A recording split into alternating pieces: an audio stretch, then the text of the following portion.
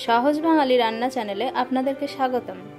বন্ধুরা, আজ আমি আপনাদের দেখাবো ইলিশ মাছের মাথা দিয়ে কিভাবে খুব সহজেই চাল কুমড়োর ঘন্ট রান্না করতে হয়। তাহলে চলুন দেখে নেওয়া যাক এটি রান্না করতে কি কি উপকরণ লাগবে। প্রথমেই লাগবে চাল কুমড়ো, যেটি আমরা ঝিরিঝিরি করে কেটে নিয়েছি। এরপরে লাগবে ইলিশ মাছের মাথা, যেটিকে আমি কেটে ধুয়ে পরিষ্কার করে রেখেছি।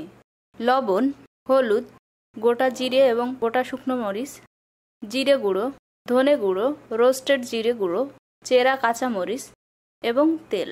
তাহলে চলুন দেখে নেওয়া যাক কিভাবে এটি রান্না করতে হয়। গত ভিডিওতে আমি দেখিয়েছিলাম কিভাবে খুব সহজেই স্বাস্থ্যকর লাউ চিংড়ি রান্না করতে হয়। কড়াইতে তেল গরম হওয়ার পর জিরে ও শুকনো মরিচ ফোড়ন দিব। এরপরে লবণ ও হলুদ দিয়ে মেখে রাখা ইলিশ মাছের মাথাটি ভালোভাবে ভেজে নিব।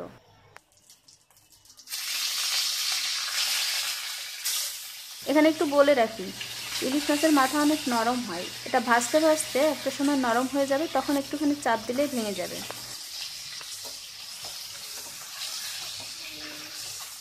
আপনারা চাইলে ছোট ছোট করে টুকরো করেও ভেজে নিতে পারেন। আমার মাথাটা প্রায় ভাজা হয়ে এসেছে। এরপর আমি কেটে রাখা কাঁচামরিচ দিয়ে ভালোভাবে নেড়ে চেড়ে নেব।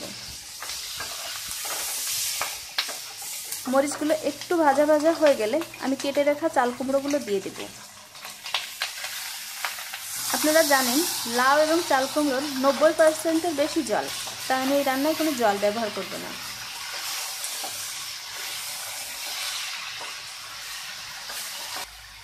এরপরে আমি একটু লবণ হলুদ দিয়ে কিছুক্ষণ নেড়ে চেড়ে ঢাকনা দিয়ে দেব।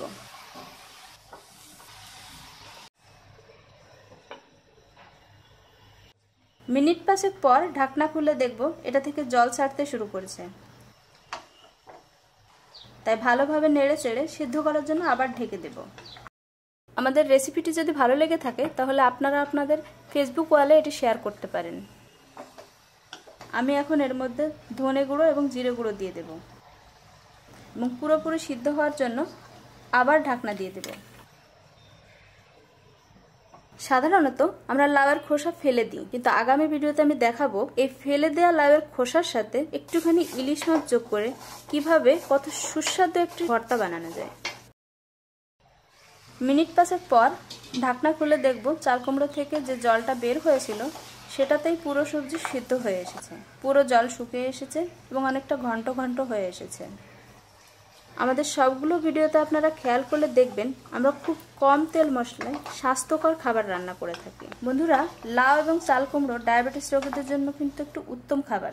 এবার আমি ভাজা জিরের গুঁড়ো মিশিয়ে একটু নেড়ে চেড়ে চুলা বন্ধ করে মিনিট 5-এর জন্য ঢেকে দেব। এরপরে গরম গরম পরিবেশন করব। আরও সহজ উপায়ে মজাদার রেসিপি দেখতে আমাদের ইউটিউব চ্যানেলটি সাবস্ক্রাইব করুন। সাবস্ক্রাইব বাটনের পাশে একটি ঘন্টা বাটন দেখতে পারবেন। ওটা ক্লিক করলে আমাদের যে কোনো আপডেট সাথে সাথে পেয়ে যাবেন। ধন্যবাদ আমাদের ভিডিওটি দেখার জন্য।